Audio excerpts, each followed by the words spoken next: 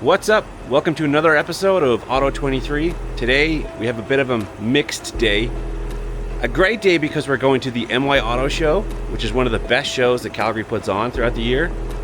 But some bad news that the RS5 is broken and it's really bad. I'll explain in the car. So obviously the car is not completely broken because I'm driving it right now to this MY Auto Show. But it's still going to be an extremely expensive repair for this car. And I'll get to that number later in the video. But essentially what's happening is I have a sensor in between the manual part of the transmission and the automatic part of the transmission that is glitching out when the transmission gets up to operating temperature. In a nutshell, that's really it. I think it's called the G676 sensor. I'll also put the error codes in the description of the video so you can look them up yourself. So with this error, I can still drive the car pretty normally when the transmission is below normal operating temperature. So I get up early like today, start the car, no error codes, car drives perfect. It takes about 30 minutes or so of driving for the transmission to get up to that operating temperature. So I've got about 30 minutes of easy driving. Now, after about 30 minutes, I will get a light on the dash that says transmission malfunction, you can continue driving. And you can. Now, I don't want to push it after that, so I will turn it back down to comfort mode. I will take it slow and easy. I won't do anything crazy. And the car seems to drive fine for as long as I need it to. The biggest problem is that when you get to your destination with the light on, you shut the car off, you go in and you get your soda pop, and you come back out and you restart the car. When you try to drive and the car's in first gear, you give it a little bit of throttle. It'll give you a small amount of momentum, but then the gear will drop to neutral. You can do this for a few minutes and continue getting yourself a little bit of momentum, a little bit more, and then you might get it to second gear. It'll still continue to drop to neutral after about 15% of throttle.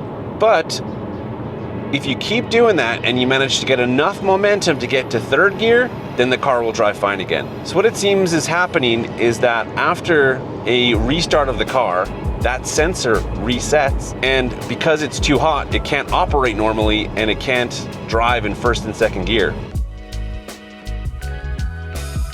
So thankfully, with this issue, I can still go to car shows, I can still do short trips, as long as the transmission doesn't hit that operating temperature until after I'm on my way home. So for example, today, it's about a 20-minute drive to this MY Auto Show.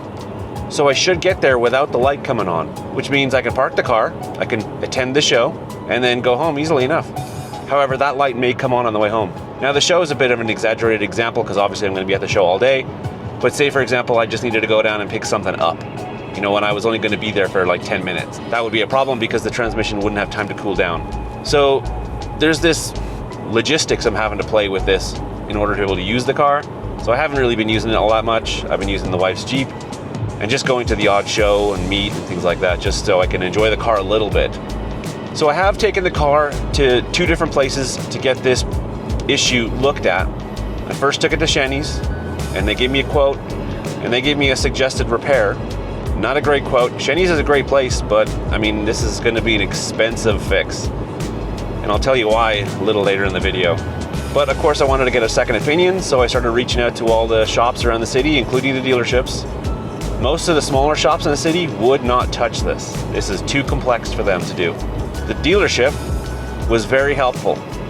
They gave me a reasonable quote, but it's still quite high. But the dealership was also able to give me much more insight as to what the problem really is and have me understand it better. And it seems to me that this issue is known, but not common, which is a little frustrating because when I bought the car through Right Ride, but it was from an Audi dealership in Edmonton. And I would have hoped they would have taken care of this issue before they sold the car because it was a known issue. Not a recall, they call it a technical service bulletin.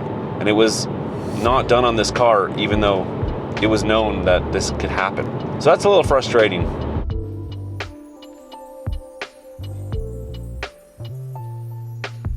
So like I said, I'll put the error codes in the description below. and the name of the sensor that needs to be replaced, which is essentially in the middle of the transmission. You have to take the transmission out of the car entirely. You have to split it into its two major parts and then split it further to get to this sensor, which is located inside of the actual gearbox part of the car. It is a massive, massive job. But let me know if you have any questions in the comments down below. I'll do my best to answer them, and maybe can assist anyone else who's having a problem with dual clutch 7-speed gearbox from Audi, Volkswagen.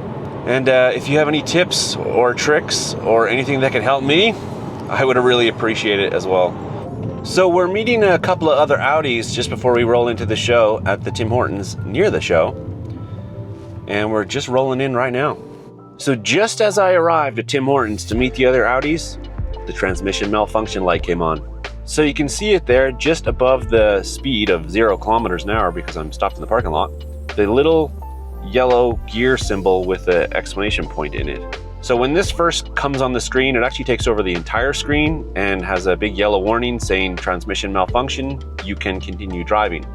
Now essentially what this means right now is that I can't shut the car off until I'm at my spot at the show, which means it's going to be difficult to go inside and get a coffee. There's no drive-through here because I can't shut the car off. If I shut the car off, then it'll take maybe an hour to 2 hours for the transmission to cool down enough to be able to drive normally again. If I try to shut the car off and then restart it and then go, I would have the issue I was explaining earlier where I would get a little bit of momentum in first and second gear, but then it would just drop to neutral. It's like the revs go up and the gear just drops. And so it'll make it very difficult to get over to where the show is. So I'm gonna leave the car running and meet up with the other guys and go from there. If you've never been to Mahogany before, it is definitely one of the most beautiful neighborhoods in Calgary.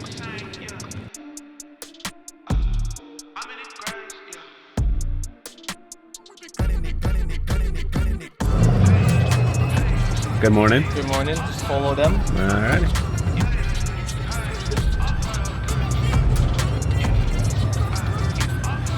Welcome to the MY Auto Show. Let's check out some of the cars.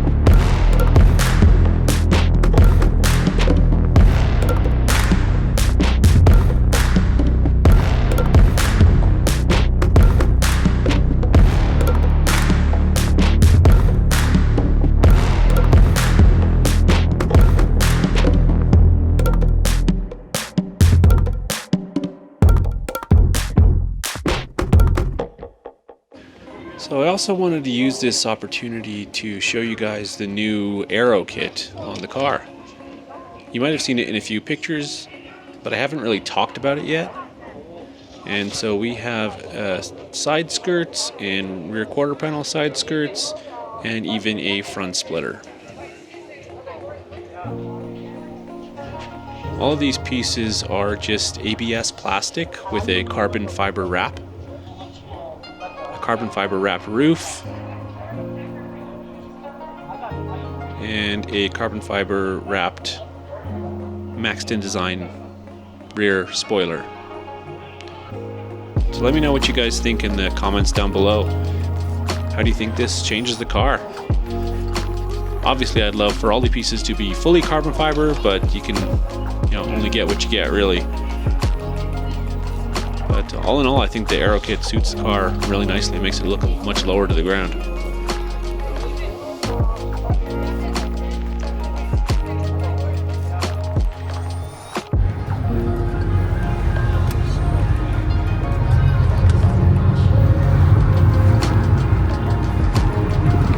And that's gonna do it for the MY Auto Show. Let me know your thoughts in the comments down below. What did you think of the show? For me, it's one of the best shows of the year because I like being around high-end cars, supercars, sports cars, and it's just a really cool location as well. So we're on our way home now, and of course, the car is driving fine because the transmission had a chance to cool down, and we've got no warnings on the dash. So now I will reveal the price for this very expensive fix for the car. So I've been to two places already, and they both quoted me something similar. The cheaper of the two prices, I'm not so sure I'm gonna go with because it's hard to say. The more expensive of the two prices definitely knew more about the issue. So the price for this fix from the more expensive of the two, and there's only a small difference in them to be honest. The price I was quoted after a 20% discount was $7,340, something like that Canadian. It's quite a blow. I have a few avenues I'm going to explore because the car is relatively new to me to see if they can help me with this fix. But if you have any tips or tricks in the comments down below, that would be helpful too. But it might end up being that I just ultimately have to stomach the cost of this fix and just go ahead and do it because obviously I need the car back operating at its full potential. It's a bummer, but we'll see what we can do. And that's going to do it for today's video. Thank you so much for watching. Please like, share, and subscribe. I'll see you in the next one.